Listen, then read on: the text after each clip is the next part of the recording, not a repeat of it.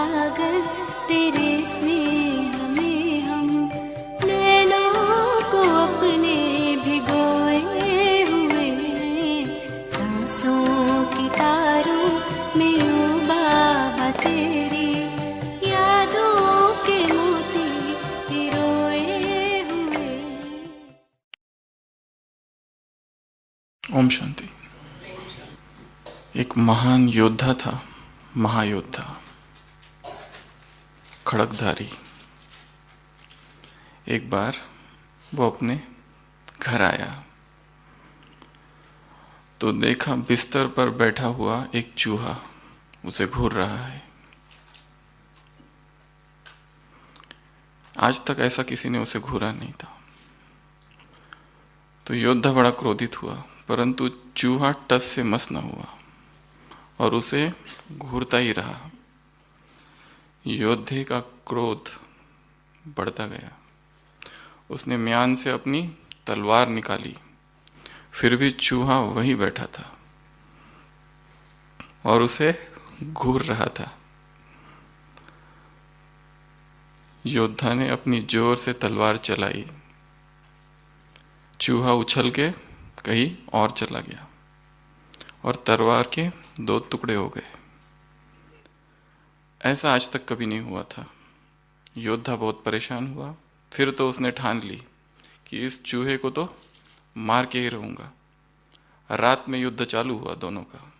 सुबह हो गई, परंतु चूहा अपराजित।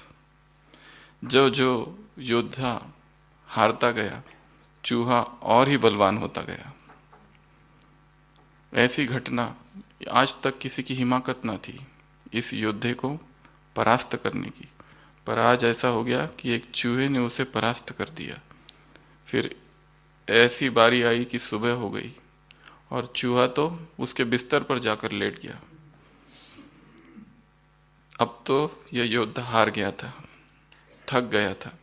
थका मांदा घर से बाहर निकला। आश्चर्य हुआ उसे, चमत्कार सा लगा। ये कौन सा चूहा आ गया कि जिसने मुझे पराजित कर दिया। अपने दोस्तों को बुलाया, क्या किया जाए। दोस्तों ने राय दी, चूहे को मारना तो व्यर्थ बात है, इसमें तो बिल्लियों को बुलाना चाहिए। तुम चूहे के पीछे क्यों लगे हो। यहाँ तो किसको बुलाना चाहिए, ये बिल्लियों का काम है, तुम्हारा नहीं काम। परंतु योद्धे की हार हो गई, ये खबर दूर दूर तक फैल गई।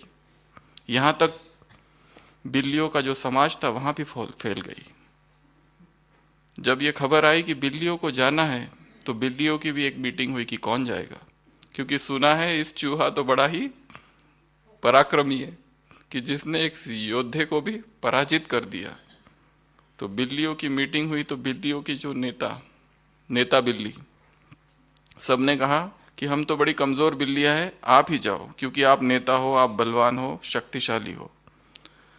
अब जो बलवान बिल्ली थी वो भी थोड़ी अंदर से डर रही थी, क्योंकि उसको पता था कि ये कोई जो चूहा है ये कोई साधारण चूहा नहीं है। आज तक मनुष्य जाति की उसने जितनी ग्रंथालय में बैठकर इतिहास की किताबें पढ़ी थी, उसमें आज तक कभी ऐसा उसने पढ़ा नहीं था कि किसी चूहे ने किसी योद्धा को पराभूत कर दिया। तो परंतु सबने कहा, साथियों ने कहा कि आपको तो जाना ही पड़ेगा, ये तो अभी इज्जत का सवाल है। पूरा बिल्लियों की जो बिरादरी, उसका सवाल था।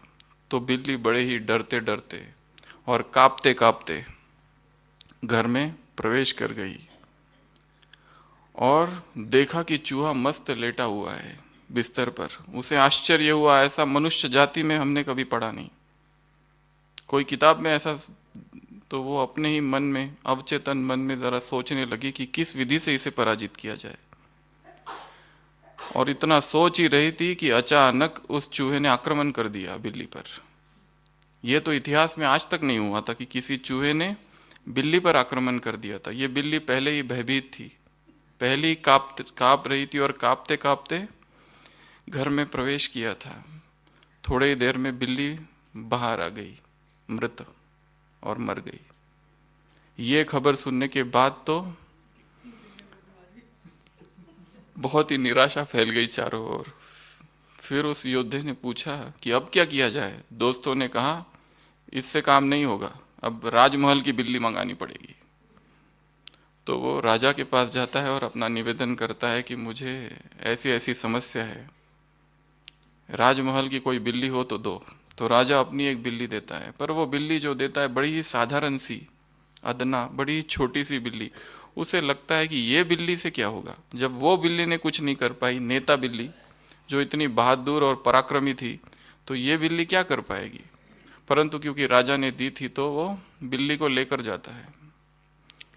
ये जो बिल्ली है, नई बिल्ली, राजमहल की बिल्ली, राजसी ठाट बाट वाली बिल्ली, कमरे के अंदर प्रवेश करती है, चूहे को मारती है और बाहर लेकर आती है। सारी बिल्लियों का समाज इकट्ठा हो जाता है और जय जयकार होने लगती है। ये क्या तुमने, इसका क्या राज है, किस विधि से तुमने उस चूहे को मारा। ऐसा चूहा कि जिसने इस योद्धे को भी पराजित कर दिया और बिल्लियों के नेता को भी पराजित कर दिया, मार दिया। किस विधि से, राज क्या है, कैसे तुमने उस चूहे को मारा। ये एक ज़ेन कथा है। उस बिल्ली ने जो उत्तर दिया बड़ा ही अनूठा उत्तर है। उसने कहा इसमें विधि की क्या बात है, केवल यह स्मरण कि मैं बिल्ली हूं और वो चूहा है काफी है। इसमें कोई विधि नहीं है, इसमें कोई राज नहीं है। केवल ये स्मरण, जब मैंने घर में प्रवेश किया, इस स्मृति से प्रवेश किया कि मैं बिल्ली हूं और वह चूहा है। चूहे की क्या बिसात जो बिल्ली को मार सके। केवल ये स्मरण, मैं कौन हूं, इतना ही स्मरण काफी है। हमें चूहों से लड़ाई नहीं करनी है, हमारी शान के खिलाफ है। बाबा ने आज कहा है तुम सब शिव शक्तियां हो, बकरियां नहीं हो, शेरनियां हो। तुम सब शिव शक्तियां हो। एक एक शक्ति सर्वशक्तिमान बाप को प्रत्यक्ष करने वाली हो। तुम्हारे हाथ में क्या है, त्रिशूल है, और तुम्हारी सवारी क्या है, माया। तो माया पर जो सवार है, शिव शक्तियां जो है, वो माया के अधीन नहीं हो सकती। हाथ में त्रिशूल स्थिति की निशानी है। मास्टर त्रिनेत्री, मास्टर त्रिकालदर्शी, मास्टर त्रिलोकीनाथ, मास्टर त्रिनेत्री।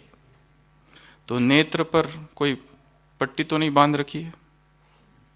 नेत्र पर पट्टी बांधकर ढूंढ तो नहीं रहे हो, कहाँ है कहाँ है, बाप हमें ढूंढ रहा है, हम उसे ढूंढ रहे हैं, ऐसा तो नहीं है। तो ये सारे टाइटल्स, बाबा ने कहा त्रिशूल किसकी निशानी है, स्थिति की निशानी है। केवल ये स्मरण कि मैं कौन हूं, साधारण नहीं, शक्ति हूं। शक्ति अर्थात माया जीत। केवल ये स्मरण ही काफी है। एक बार स्वामी विवेकानंद के पास एक समाज सेवी आता है।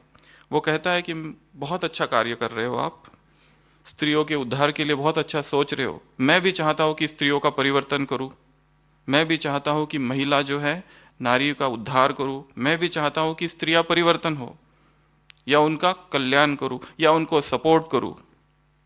उत्तर में वो कहते हैं hands off, you have no business to support them, leave them alone. उनको अकेला छोड़ दो। They have all powers to do what they have to do. उन्हें तुम्हें कोई सपोर्ट करने की आवश्यकता नहीं है। उनमें स्वयं ही इतनी शक्ति भरी हुई है कि उन्हें किसी आधार की आवश्यकता नहीं है। किसी एक अमेरिका के लेक्चर में उन्होंने एक बहुत अच्छी भविष्यवाणी की है। विवेकानंद की जो मृत्यु हुई है 1902 में हुई है, बाबा का जो अवतरण हुआ है 1936। एक बात एक जगह उन्होंने कही है कि एक समय ऐसा आएगा, A day will come when Indian lady clad in white shall spread the message of God the world over. एक समय आएगा कि भारतीय नारी श्वेत वस्त्र धारण करेगी और परमात्मा संदेश सारे विश्व में फैलाएगी। तो यहाँ की सारी आत्माएं कौन है? हम शिव शक्तियां है। हमारे हाथ में त्रिशूल है। त्रिशूल भी एक अद्भुत सी चीज है। त्रिशूल और किसी संस्कृति में नहीं है, केवल हमारी ही संस्कृति में। उसमें 3 बातें हैं। 3 का बड़ा महत्व है इस संस्कृति में। आज तक 3 का महत्व केवल धर्म की सिद्धांत में था, परंतु 3 का महत्व वैज्ञानिक रीति से भी है। जैसे वो एटम जो होता है उसके अंदर इलेक्ट्रॉन, फोटॉन्स, न्यूट्रॉन्स, 3 3 3, सत्यम शिवम सुंदरम 3, सच्चिद आनंद स्वरूप 3, ब्रह्मा विष्णु महेश 3। ये संसार में हिंदू धर्म में 3 का ही महत्व है। अगर आप किसी के पास जाओ, किसी शिव मंदिर में, और उसको पूछो कि ये त्रिशूल क्यों रखा है, इसका क्या प्रयोजन है, तो उन्हें भी नहीं पता इसका क्या प्रयोजन है। वो कहते बस है त्रिशूल। तो बाबा यहाँ कह रहे हैं ये त्रिशूल जो है, और 3 का और एक भी एक महत्व है। 3 जो है उसको अगर गुणन फलन मल्टीप्लाई करो तो 9 होता है, और जो 9 है उसके कितनी बार भी मल्टीप्लाई करो, जो अक्षर आएगा उसकी जो सम होगा वो 9 ही होगा। 18 जो है 8 और 1 9, 27 जो है 7 और मनुष्य जाति के जितनी संख्याएं है उसमें 9 तक ही आके रुकती है, 9 से आगे नहीं है। तो बाबा ने कहा तुम्हारे हाथ में त्रिशूल है और तुम्हारी सवारी क्या है? माया है। तो शिव शक्तियां अर्थात बाप को प्रत्यक्ष करने वाली शिव शक्तियां अगर मैदान में आ जाए तो जय जयकार होगा। तो आज की मुरली में बाबा किससे मिल रहे हैं? लंदन निवासियों से मिल रहे हैं, हम सभी से मिल रहे हैं। क्या कहा बाबा ने?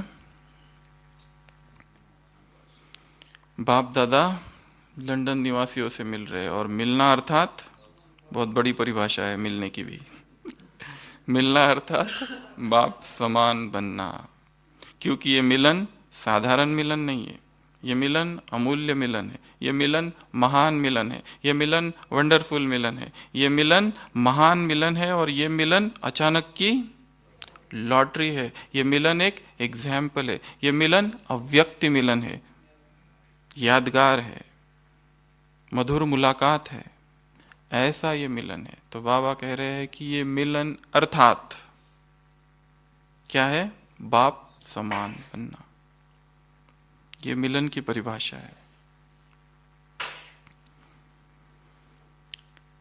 बाप दादा ने इशारे दिए थे, कौन सा?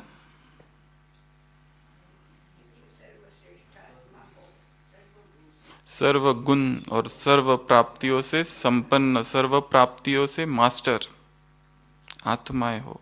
जो इशारा दिया था उसी प्रमाण स्वयं को मास्टर सर्वशक्तिवान और मास्टर सर्वगुण संपन्न अनुभव करते हो। प्रश्न पूछा है बाबा ने। एक एक शक्ति को और एक एक गुण को क्या करो? सामने रखो और चेक करो कि कितनी परसेंटेज में उसका स्वरूप बने हैं। चेकिंग की पॉइंट दी है यहाँ पर बाबा ने, होमवर्क दिया है यहाँ पर। बाप बच्चे तो बाप के भी सिर का ताज है। पिछले संडे में था ना नैरोबी से मुलाकात। बाप बच्चे बाप दादा के सिर के ताज के क्या है? हीरे मणि। सतयुग का उदाहरण दिया था, फिर डबल हीरे के बारे में भी कहा था। तो बाप दादा बच्चों को अपने से भी आगे रखते हैं। एक एक बच्चा बाप दादा के सिर का क्या है? ताज है। तो जो इशारा दिया है उसी प्रमाण अनुभव करते हो। बाबा ने यहाँ प्रश्न पूछा है।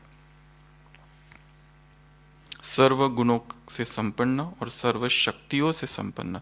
एक एक शक्ति को और एक एक गुणों को सामने रखो और चेक करो कि कितनी परसेंटेज में हमने उसको धारण किया है। ये होमवर्क दिया है बाबा ने। और बाबा ने कहा है कि बाप दादा का ही एग्जाम्पल है। बाप और बच्चों का ये जो संबंध है किस लिए होता है? फॉलो करने के लिए होता है। फॉलो भी किसको करना है? निराकार और साकार, ये दो को फॉलो करना है। और परंतु ये फॉलो करने में मुश्किल क्यों है? काम सहज, परंतु फिर भी मुश्किल हो जाता है। सहज क्यों है? क्योंकि मेहनत, मक्खन और किसने करके रखा है? पहले वालों ने मेहनत की, मनन किया, मक्खन निकाल के रखा है। एक दूसरा, अनुभव के रूप में है ये ज्ञान, इसके लिए सहज है, कोई रटने की बात नहीं है।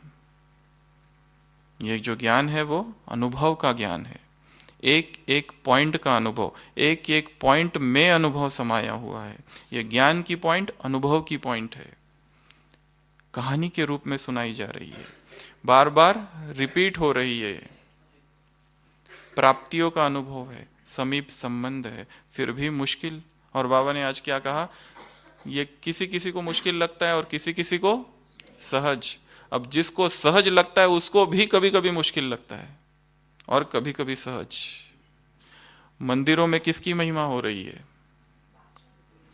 हमारी भी, बाप की, और बाप के साथ हमारी भी। किस रीति से महिमा हो रही है?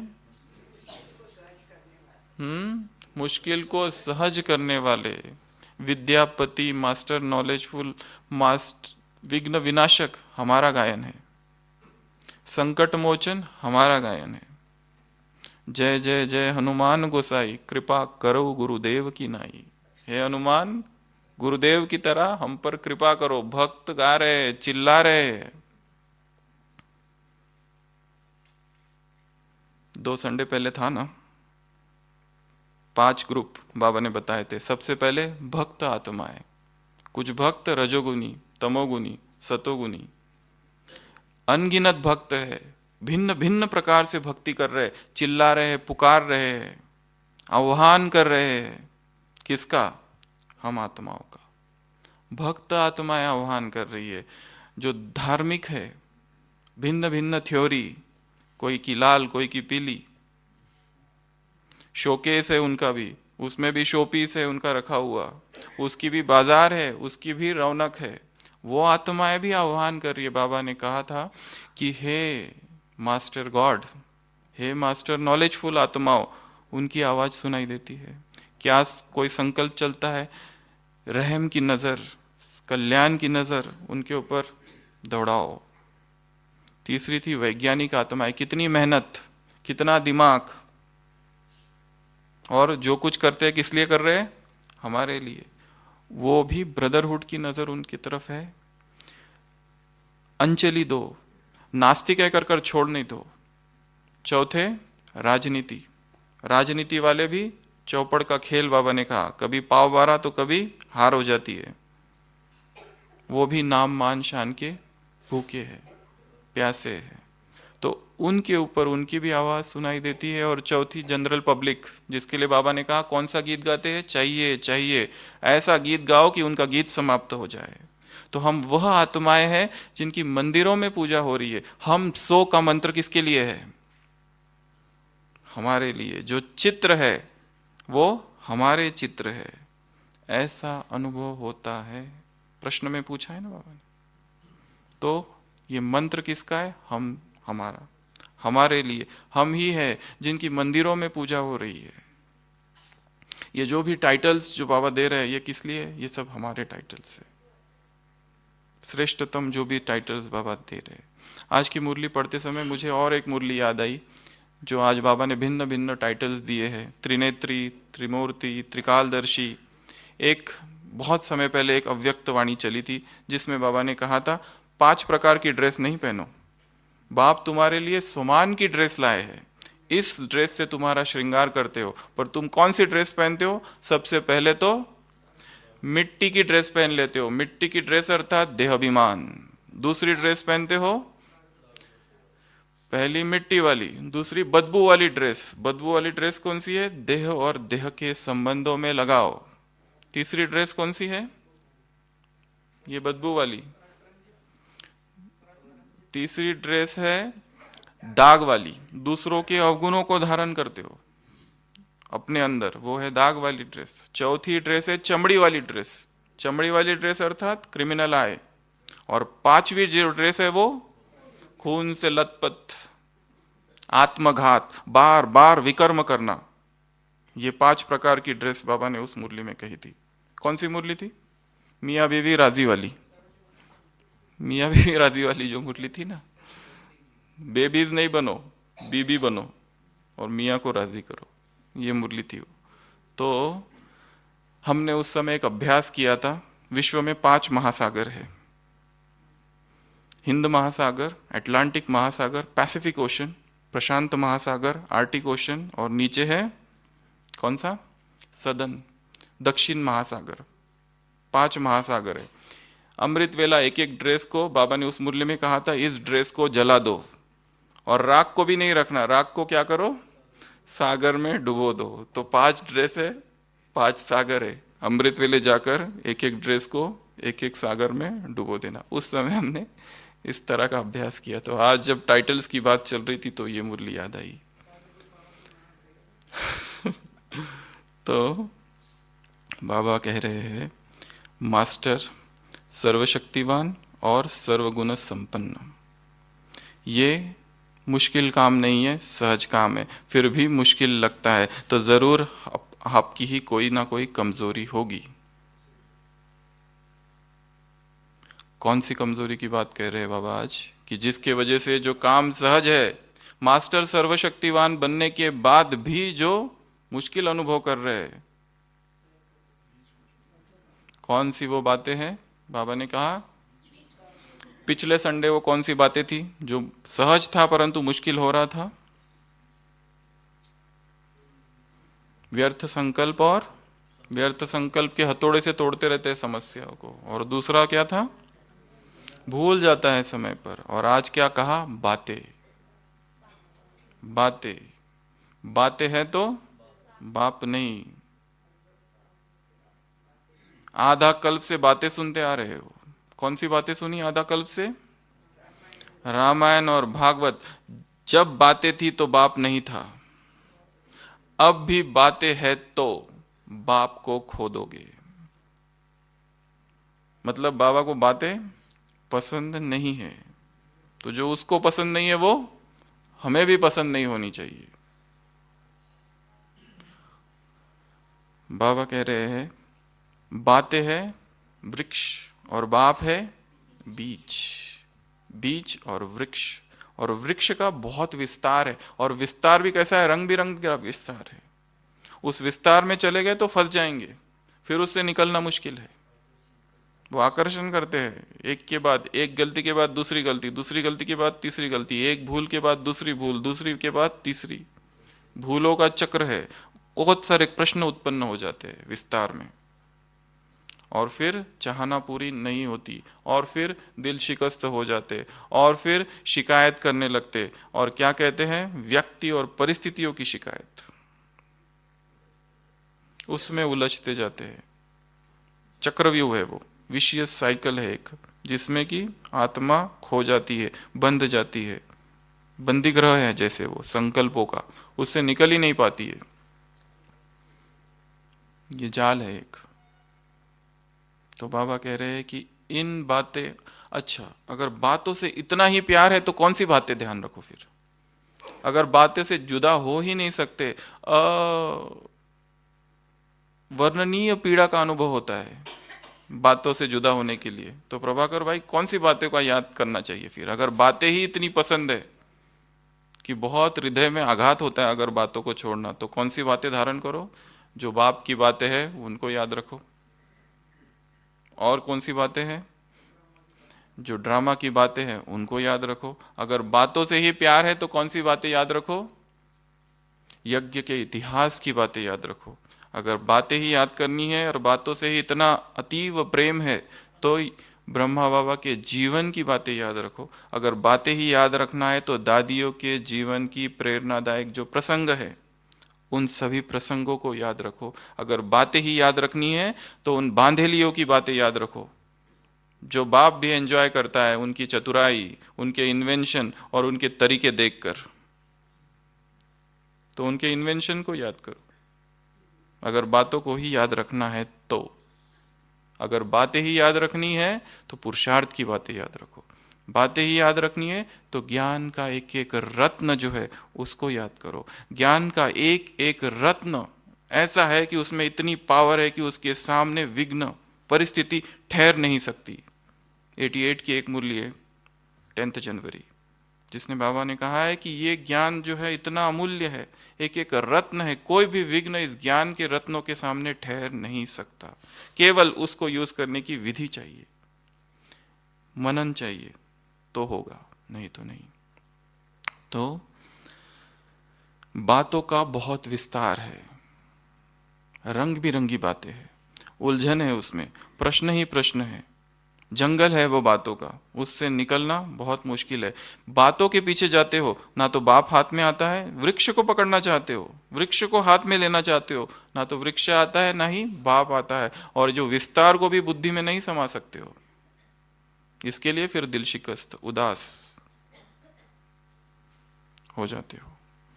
इसके लिए बाबा ने कारण बताया कि ये ज्ञान तो बहुत सहज है, बाबा को फॉलो करना सहज है, साकार को और निराकार को फॉलो करना सहज है, क्योंकि संबंध बाप और बच्चों का है। फिर भी मुश्किल हो जाता है, तो मुश्किल का कारण आज बताया, बातें।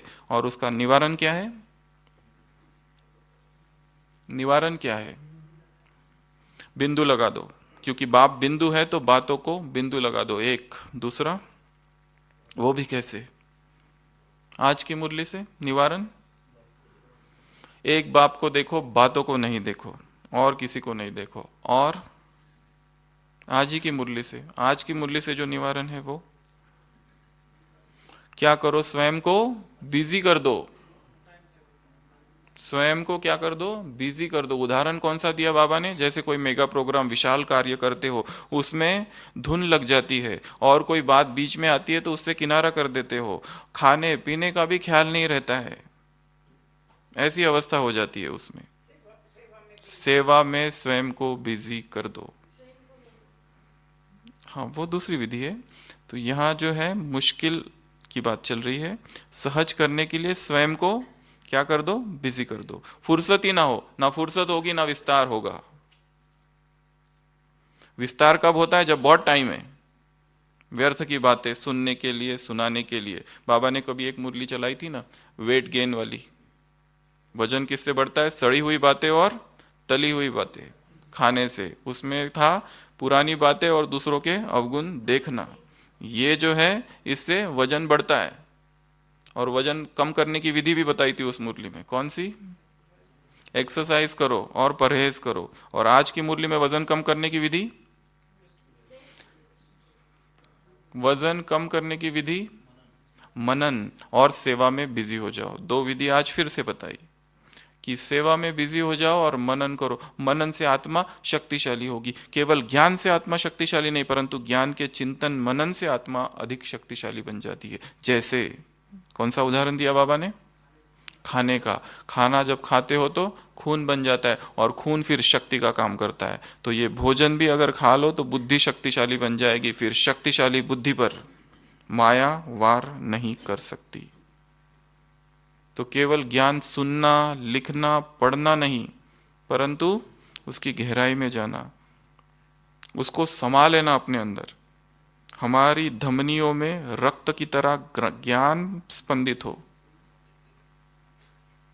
रग रग में ज्ञान समाया हुआ हो, तो आत्मा शक्तिशाली बन जाएगी। तो मुश्किल को सहज करने की विधि क्या है? बाबा ने कहा सेवा में बिजी हो जाओ। टाइम ही ना मिले, बुद्धि के लिए क्या कहा? डायरी बनाओ। पिछले संडे था ना, भूल जाता है टाइम पर, समय की डायरी में दिखाई नहीं देता है कुछ। आज कहा बुद्धि को बिजी रखने की डायरी। तो बुद्धि का टाइम टेबल बनाओ और मन का टाइम टेबल बनाओ। एक जैसे स्थूल टाइम टेबल होता है, ये करना है, ये करना है, ये करना है। अगर ये करना है, उस समय मन में क्या संकल्प हो, कौन सा समान बुद्धि में हो, वो है मन की दिनचर्या। मन का टाइम टेबल, बुद्धि का टाइम टेबल बनाओ। तो उसके बाद बाबा पार्टियों से मिल रहे हैं। यहाँ और एक बात कही, आपका नाम क्या है? सहज योगी। और फिर कहते क्या हो? कभी सहज कभी मुश्किल। तो बाप दादा को ये पसंद नहीं है। बाप दादा क्या देखना चाहते हैं? जैसा नाम है वैसा ही स्वरूप, जैसा बाप वैसा बच्चे, सन शोज फादर। पार्टियों से मुलाकात, क्या कहा बाबा ने वहां पर? तुम सब कौन हो? अमूल्य रत्न हो। एक एक रत्न में विशेषता है, अति प्रिय है, अमूल्य है। सिर का ताज, नैनों के नूर, गले का हार, मस्तक के मणि हो, तो एक एक की आवश्यकता है। एक एक कैसा है? स्वीकार किए हुए रत्न हो, बाप दादा द्वारा स्वीकार किए हुए, भगवान के स्वीकार किए हुए रत्न। अगर हम भगवान के स्वीकार किए हुए रत्न है तो ये सब भी भगवान के स्वीकार किए हुए रत्न है। इसके लिए फिर टकराव खत्म। मुरली में था ना अभी, टकराव का कारण देहभान, उसमें भी विस्मृति कि ये सब भी कौन है। फिर अगर हम स्वीकार किए हुए रत्न है तो ये सब भी उसी के स्वीकार किए हुए रत्न है। हर एक में कोई ना कोई विशेषता है, हर एक की उंगली की आवश्यकता है। ये विश्व परिवर्तन का कार्य हर एक के द्वारा संपन्न होने वाला है।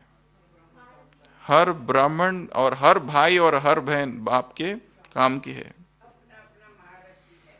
हर एक अपनी अपनी रीति से महारथी है। हर एक की, ऐसा नहीं समझना केवल महारथियों की उंगली से ये पहाड़ उठेगा, परंतु हर एक अपनी अपनी रीति से महारथी है। हर एक विशेष है, हर एक महान है, हर एक श्रेष्ठ है, हर एक की अति आवश्यकता है, बहुत आवश्यकता है इस कार्य में संपन्न होने के लिए।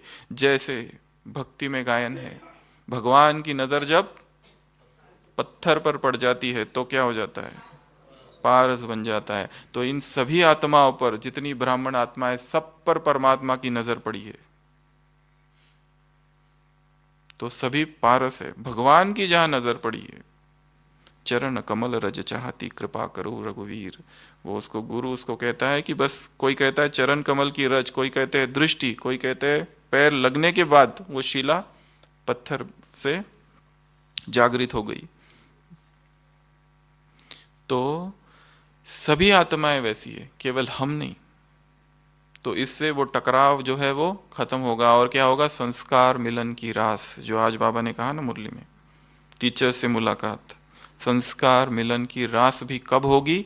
जब ये टकराव खत्म हो जाएगा, जब हमारे प्रति, हमारे मन में सभी के प्रति श्रेष्ठ भावनाएं होगी कि ये सभी महान आत्माएं हैं, सभी भगवान की चुनी हुई आत्माएं हैं, सभी अधिकारी आत्माएं हैं, कोई साधारण आत्माएं नहीं है। यहाँ पे बाबा फिर सेवा का श्रृंगार है। जैसे ब्रिटिश म्यूजियम है लंदन वाला, तो उसमें रानी का श्रृंगार है, तो ये सभी कौन है? बाप दादा के सेवा के श्रृंगार है, सभी महान आत्माएं हैं। फिर यहाँ बाबा लंदन की पार्टी से आगे क्या कह रहे हैं कि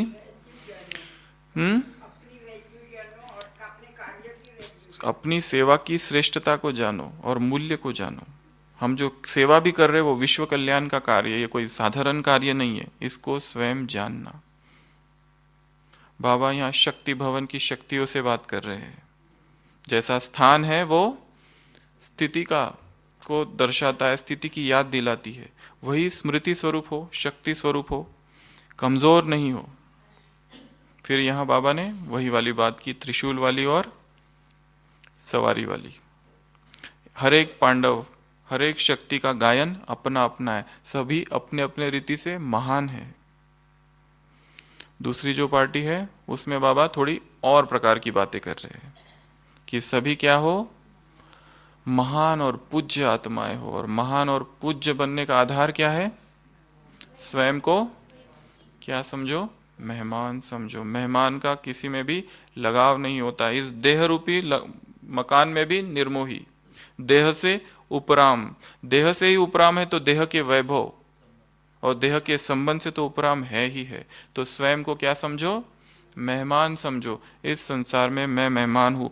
जो भी साधन है वो केवल सेवा के लिए यूज कर रहे हैं। और फिर न्यारे, बाप के प्यारे और न्यारे। एक तो धारणा ये है, हम सुबह और कुछ और एक बात कर रहे थे। एक तो स्वयं को मेहमान समझना, दूसरी और एक सिद्धांत है, वो कहता है कि स्वयं को क्या समझो? गेस्ट नहीं, होस्ट समझो। होस्ट अर्थात मेजबान। वो कैसे? मैं आत्मा अगर होस्ट हूं, ये समझना, और ये सारे जो है ये मेहमान है, ये आ रहे और जा रहे, इनसे मेरा कोई लेना देना नहीं है। ये एक दूसरी सिद्धांत है। जो भी इस तरह से सोचते हैं कि मैं कौन हूं, मेजबान हूं, आतिथेय, एक है अतिथि, एक है आतिथेय, एक है आतिथ्य। तो आतिथेय समझना, होस्ट समझना कि मैं आत्मा तो यहां हुई हूं, परंतु ये जो भी है, सुख आ रहा है जा रहा है, दुख आ रहा है जा रहा है, ये संसार में व्यक्ति जो है, जो आसपास जो है, वो आज है कल नहीं है, वो सारे ही मेहमान है। ये एक दूसरा सिद्धांत है। एक तो स्वयं को मेहमान समझना कि मैं इस धरती पर मेहमान हूं, मेरा किसी से कोई लेना देना नहीं हो, कुछ थोड़े समय के लिए हूं, बस विजिटर हूं, थोड़े समय के लिए यहाँ आया हूं। दूसरा है मेजबान समझना कि मैं होस्ट हूं और ये सब गेस्ट है। अब गेस्ट कितना देर रहेंगे, उनको तो जाना ही है, तो मेरा क्या आकर्षण उनमें। तो बाबा यहाँ कह रहे हैं कि स्वयं को क्या समझो, मेहमान समझो। मेहमान की किसी में भी आसक्ति नहीं होती, इस मेहमान पर बहुत सारी मूल्य है। कुछ भी अपना नहीं, मालिकपन, ओनरशिप का त्याग, ये त्याग का ही भाग्य है। कुछ भी मेरा नहीं है यहाँ पर, जो आज है वो बस सेवा के लिए। जैसे वो बैंक में कोई मैनेजर होता है ना, सारे दिन भर क्या करते हैं, पैसे ही गिनते रहते हैं, पर उसको ऐसा लगता है ये मेरे पैसे हैं। नहीं, उनकी अपनी सैलरी मिलती है, बस वो उसके है। इसमें अगर कुछ गड़बड़ किया तो बहुत मुश्किल है फिर तो सारे दिन भर पैसे गिनते रहते हैं, परंतु उस पैसों में कोई आसक्ति नहीं होती, उसको पता है ये मेरे है ही नहीं। तो ये संसार भी जो है वो भी, इसमें की कोई भी वस्तु मेरी नहीं है, और जो साधन है वो भी मेरे नहीं है, केवल सेवा के लिए दिए गए, सेवा की और उपराम। मोह ममत्व उसमें नहीं होगा, किसी भी चीज में, किसी भी वस्तु में। क्योंकि अगर मोह रखा तो दुख होगा। मोह अपने साथ दुख को लेकर आता है। किसी भी चीज को अपना माना कि वो छीन जाएगा, कोई ना कोई उसे छीन कर लेके जाएगा। समय छीनेगा या कोई व्यक्ति, परिस्थिति, कुछ ना कुछ आएगा और वो छीन जाएगा और दुखी होना पड़ेगा। तो इस संसार की कोई भी वस्तु हमारी नहीं है। ये भाव अंदर ही अंदर इसको प्रगाढ़ करते जाना है, इसको गहराई से अपने अंदर स्थापित करना है कि मैं यहाँ एक मेहमान हूँ, इस देह में भी मेहमान हूँ। ये सराय है, धर्मशाला है, ये देह भी धर्मशाला है। आज इस देह में, कल उस देह में रैन बसेरा है। तो यहाँ बाबा मेहमान की बात कर रहे हैं। दूसरी बात यहाँ फिर से बाबा ने शक्तियों के लिए कहा कि शक्तियाँ हो, शेरनियाँ हो, बकरी नहीं हो। बकरी अर्थात मैं, तो मैं खत्म।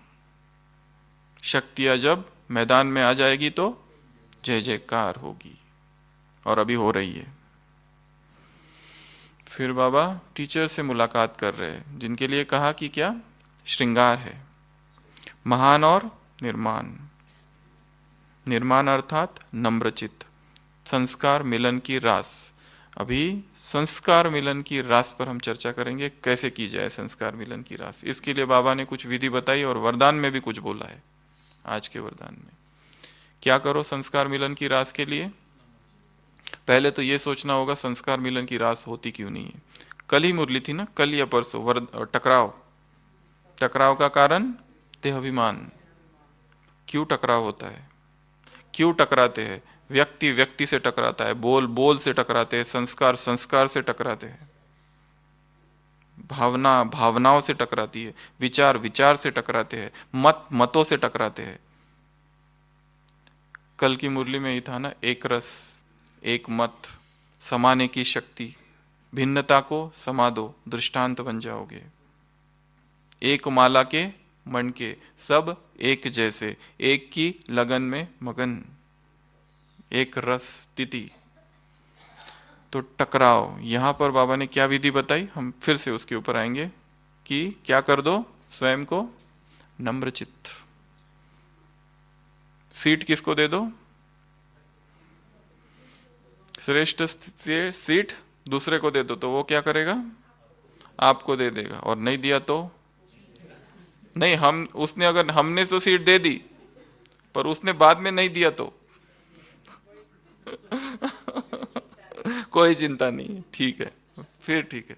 हमने तो सीट दे दी, परंतु इस आशा से दी है कि वो उतर कर दे देगा, परंतु उसने नहीं दी तो हाँ बाबा देगा हमको, चलो तो सीट दे दो, श्रेष्ठ सीट दे दो। बाबा ने यहाँ उदाहरण दिया, जैसे रास करते हैं और कोई ठीक से हाथ नहीं चलाता है तो उसको सहयोग दिया जाता है हाथ का, उसको सिखाया जाता है, तो यहाँ भी सहयोग दो। सहयोग के नोट तुम्हारे जेब में होने चाहिए, कभी अव्यक्त वाणी में बाबा ने कहा है। तो सहयोग दो, दान नहीं, ब्राह्मण आत्माओं को दान नहीं, सहयोग दो। तो क्या होगा, जो सबसे ज्यादा सहयोग देगा, जो सबसे ज्यादा संस्कार मिलन की रास करेगा, फर्स्ट जन्म में श्री कृष्ण के साथ डांस करेगा, तो सीट दे दो। सीट दे दो तो सीट मिल जाएगी, रास भी हो जाएगा, डांस भी हो जाएगा, और भविष्य में वो प्रबंध भी हो जाएगा डांस करने का। हमें एक बात जो भूल गई है, बाबा ने एक अच्छा उदाहरण दिया बीच में, वो भोजन का, नमक और मीठा का। हर चीज चाहिए, वैसे इस यज्ञ में भी हर एक की आवश्यकता है, हर एक में कोई ना कोई विशेषता है, हर एक की आवश्यकता है। हाँ, तो हर एक आवश्यक है और हर एक श्रेष्ठ है। तो संस्कार मिलन की रास, और एक वरदान में क्या कहा इसी के लिए बाबा ने, हर एक को क्या दो, रिस्पेक्ट, रिगार्ड दो, तो रिकॉर्ड अच्छा बन जाएगा। जैसे संसार में कहावत है क्या, छोटों को प्यार, बड़ों को रिगार्ड, पर बाबा क्या कह रहे हैं, सबको रिगार्ड। पहले आपका पार्ट, सबको रिगार्ड दो तो सर्व के स्नेही बन जाएंगे। रिगार्ड दो तो रिगार्ड मिलेगा। यहाँ पे गणित ही दूसरा है, उल्टा गणित है, यह आध्यात्मिक गणित है। यहाँ पे सब कुछ उल्टा है। ज्ञान बांटो तो ज्ञान बढ़ेगा, खजाने लुटाओ तो खजानों की वृद्धि होगी, इच्छाओं के पीछे पीठ कर दो तो इच्छाएं परछाई की तरह पीछे पीछे आ जाएगी। और यहाँ बाबा कह रहे रिस्पेक्ट दो तो रिस्पेक्ट मिलेगा। जैसे यज्ञ में मददगार बनते हो तो मददगार बनना अर्थात मदद लेना है, उसी तरह रिस्पेक्ट दो तो रिस्पेक्ट मिल जाएगा। तो रिगार्ड, रिकॉर्ड रखना है इस बात का। संस्कार मिलन की रास कैसे होगी, पहले आप, दूसरों को आगे रखना, तो टकराव नहीं होगा, टक्कर नहीं होगी, संघर्ष नहीं होगी, घर्षण नहीं होगा। अगर हो गया तो उसका परिणाम क्या होता है, योग, उस दिन का योग खत्म, दूसरे दिन का भी खत्म।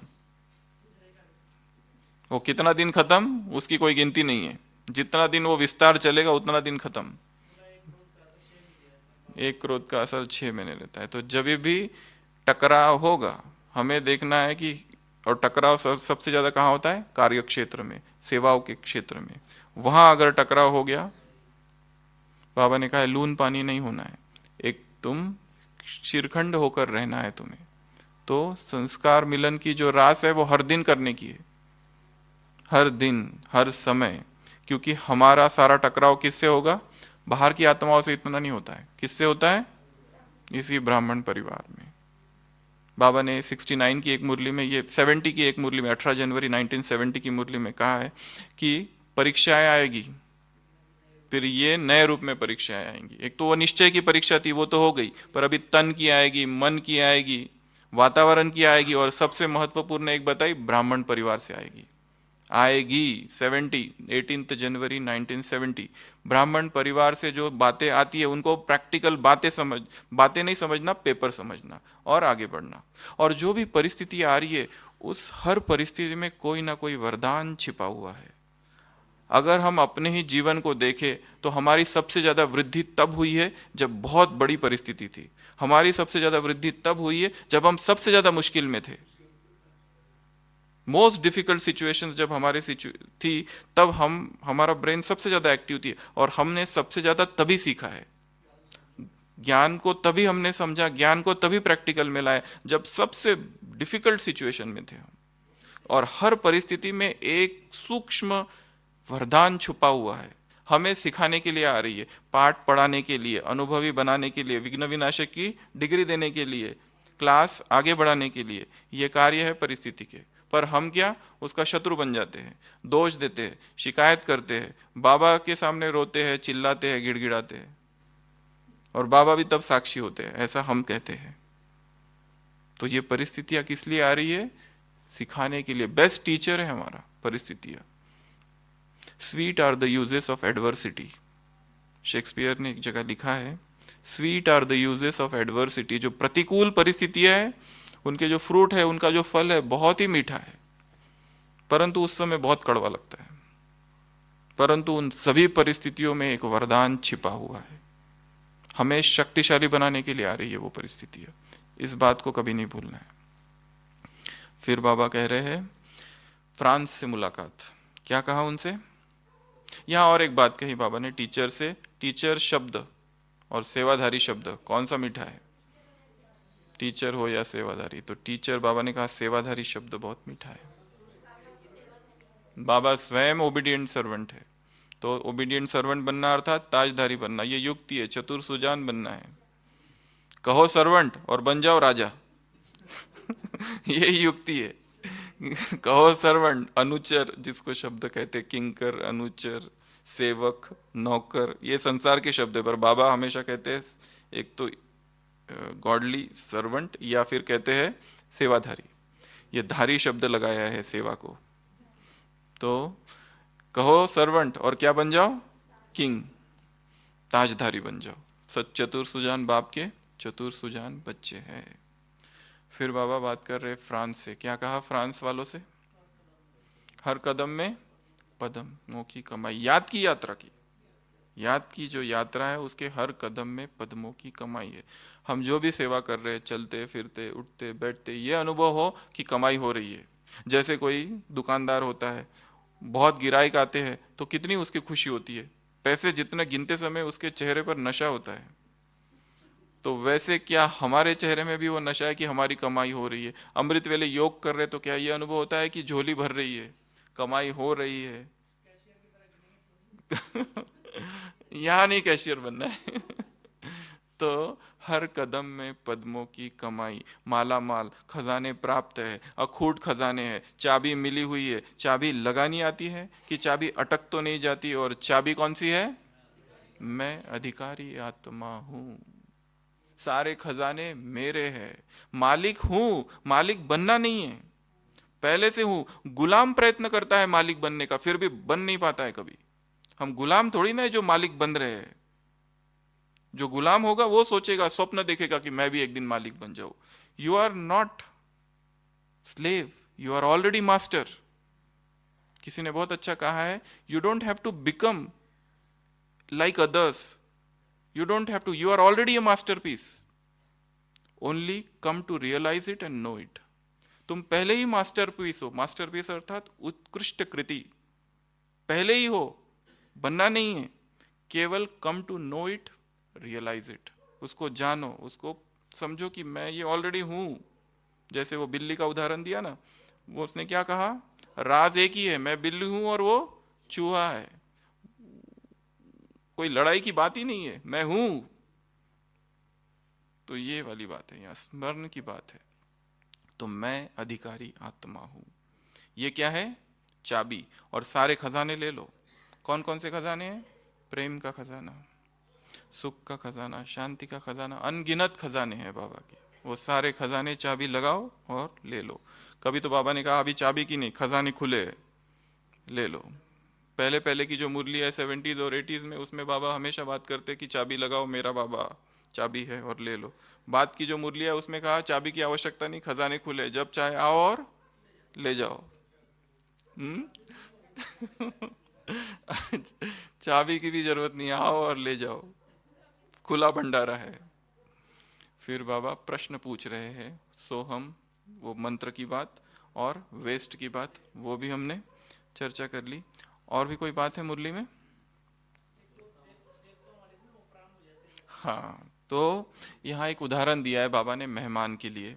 मेहमान जो है, हमारे जो जड़ चित्र है वो भी उपराम रहते हैं,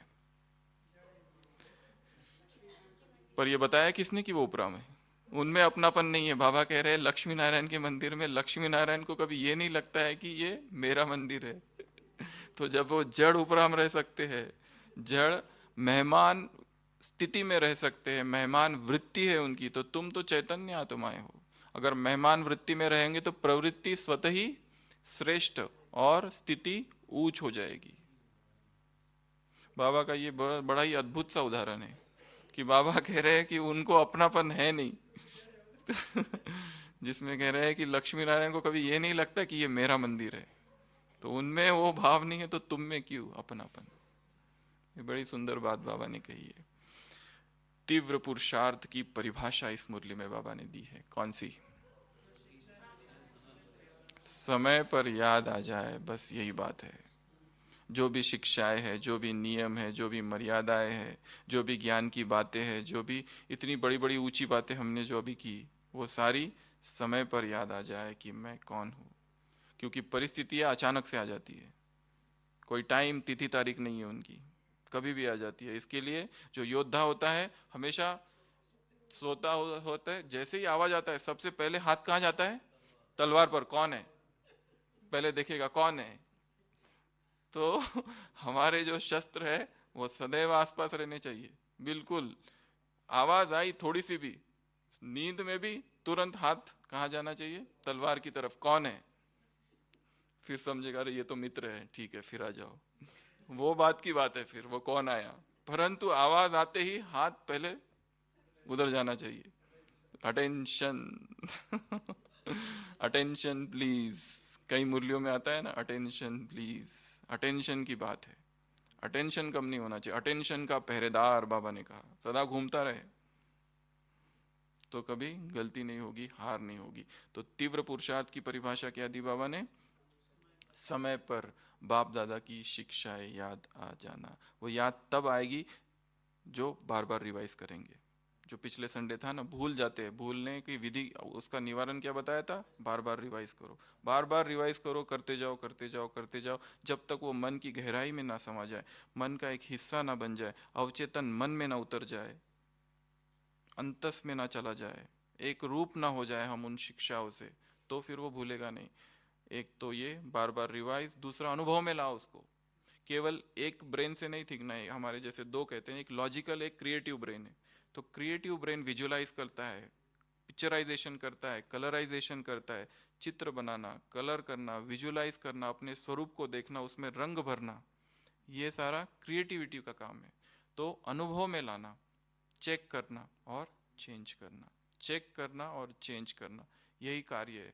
जितनी गहराई हमारी जो चेकिंग है वो भी थोड़ी गहरी गहरी होती जाए। बस एक ही चेकिंग नहीं चले, अमृत वेला किया टिक मार्क यस, ये यस से नहीं होगा। कैसा किया, कितना शक्तिशाली किया, क्या क्या अनुभव हुआ उसमें, वो सारी बातें उसमें आ जाती है। तो इस मुरली को हम यहीं पूरा करते हैं। अच्छा, ओम शांति।